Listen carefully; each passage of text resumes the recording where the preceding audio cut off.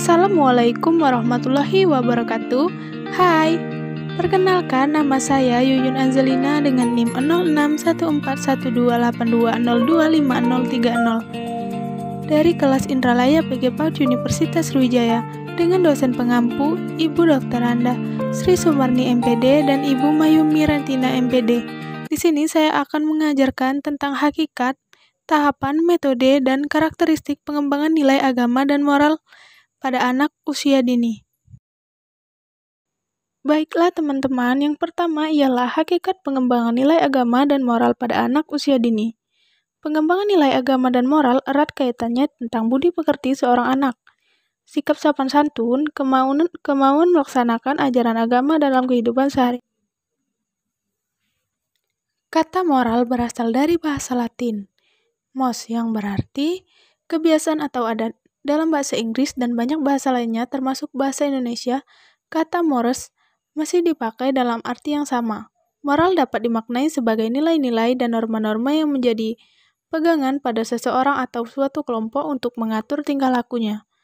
Istilah moral dalam tulisan ini diartikan sebagai peraturan, nilai-nilai, dan prinsip moral kesadaran orang untuk menerima dan melakukan peraturan yang dinilai dan prinsip yang dianggap baku dan dianggap benar.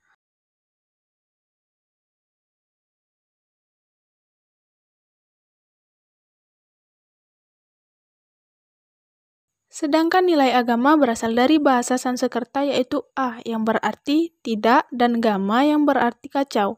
Maka agama berarti tidak kacau atau teratur. Dengan demikian, agama itu adalah peraturan yaitu peraturan yang mengatur keadaan manusia maupun mengenai sesuatu yang gaib, mengenai budi pekerti dan pergaulan hidup. Menurut Harlock 1993, perilaku moral dikendalikan oleh konsep-konsep moral peraturan perilaku yang diharapkan oleh seluruh anggota kelompok. Sedangkan perilaku tak bermoral adalah perilaku yang tidak sesuai dengan harapan sosial. Perilaku demikian tidak disebabkan ketidakacuhan akan harapan sosial, melainkan ketidaksetujuan dengan standar sosial atau kurang adanya perasaan wajib menyesuaikan diri. Nilai-nilai agama merupakan suatu alat atau instrumen yang dipandang sangat berharga karena dapat mendorong seseorang mencapai tujuan dalam hal ini berupa kebahagiaan dunia dan akhirat, serta investasikan secara teoritis, praktis, dan sosiologis. Pendidikan moral adalah kesadaran untuk membantu peserta didik melalui ilmu pengetahuan, keterampilan, sikap, dan nilai yang memberikan kontribusi pada kepuasan individu dan kesosialan. Yang kedua ialah tahapan pengembangan nilai agama dan moral anak usia dini. Biasa dalam Harlock 1973 terbagi menjadi dua tahap. Yang pertama ialah tahap realisme moral. Dalam tahapan ini, perilaku anak ditentukan pada peraturan perilaku yang spontan atau tidak disadari. Pada tahapan ini, ada asumsi bahwa orang tua dan orang dewasa adalah sebagai pemimpin dan anaknya mengikuti peraturan yang diberikan tanpa mempertanyakan kebenarannya. Yang kedua ialah tahap moralitas otonomi. Pada tahap ini, anak menilai perilaku atau dasar tujuan yang mendasarinya. Tahapan ini biasanya dimulai dari antara usia 7 atau 8 tahun dan berlanjut hingga usia 12 tahun lebih. Antara usia 5 dan 7 atau 8 tahun, konsep anak tentang keadilan mulai berubah. Yang ketiga ialah metode pengembangan nilai agama dan moral pada anak usia dini.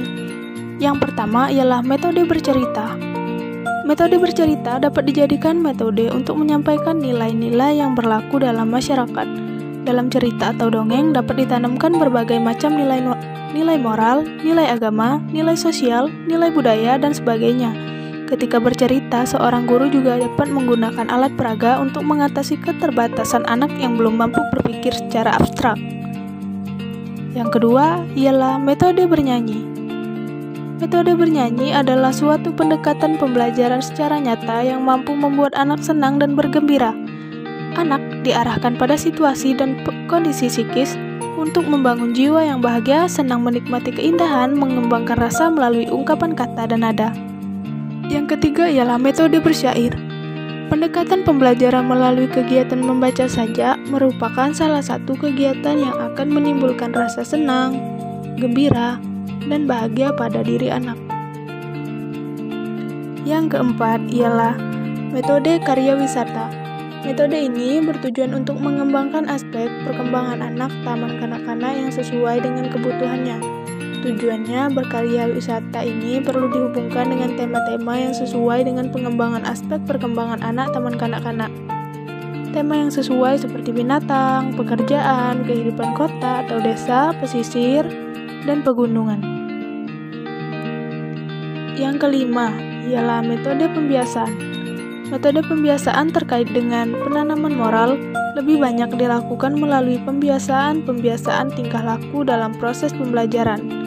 Ini dapat dilihat misalnya pada berdoa sebelum dan sesudah belajar, berdoa sebelum dan sesudah makan, mengucap salam kepada guru dan teman, merapikan mainan setelah belajar, berbaris sebelum masuk kelas, dan sebagainya.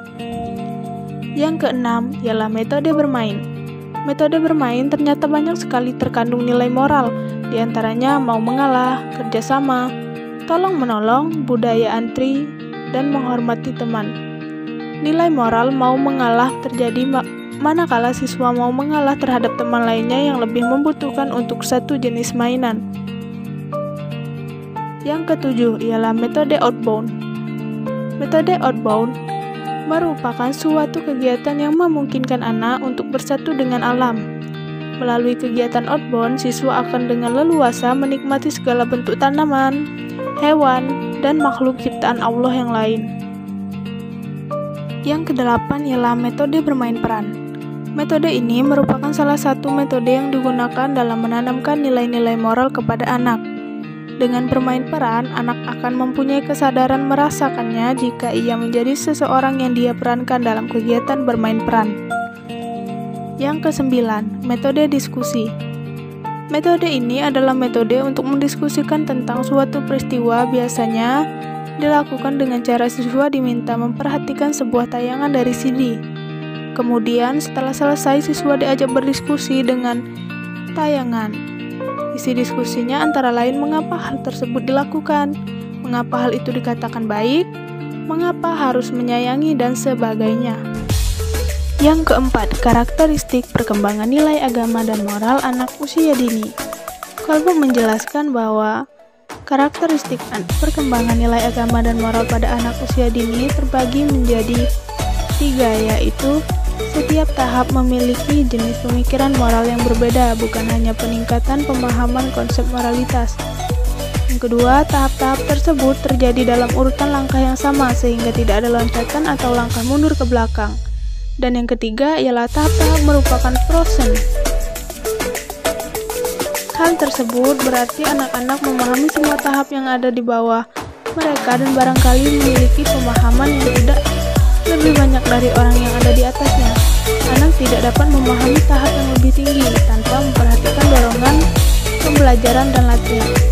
Menurut Syaodi menyatakan bahwa perkembangan nilai-nilai agama dan moral anak usia dini memiliki karakteristik yang pertama, anak masih bersifat imitasi, yakni mulai menirukan sikap, cara pandang, serta tingkah laku orang lain.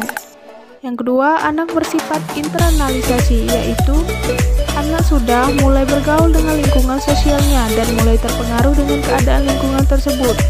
Yang ketiga, anak bersikap introvert dan extrovert, yakni reaksi yang ditunjukkan anak berdasarkan pengalaman. Baiklah, setelah penjelasan dari hakikat, tahapan, metode, dan karakteristik perkembangan nilai agama dan moral pada anak usia dini, dapat kita simpulkan bahwa anak adalah generasi penerus keluarga dan bangsa yang perlu mendapat pendidikan yang baik sehingga potensi-potensi dirinya dapat berkembang dengan pesat, sehingga akan tumbuh menjadi manusia yang memiliki kepribadian yang tangguh dan cakap serta terampil. Oleh karena itu, penting bagi lembaga dan keluarga untuk berperan dan bertanggung jawab dalam memberikan berbagai macam stimulasi dan bimbingan yang tepat sehingga akan tercipta generasi penerus yang berakhlak dan bertingkah laku yang sesuai dengan norma. Pengembangan nilai-nilai moral dan agama anak usia dini biasa dilakukan dengan berbagai macam metode. Dan karakteristik anak usia dini harus dapat dipahami. Baiklah, mohon maaf bila saya ada salah kata. Saya akhiri, wassalamualaikum warahmatullahi wabarakatuh. Terima kasih.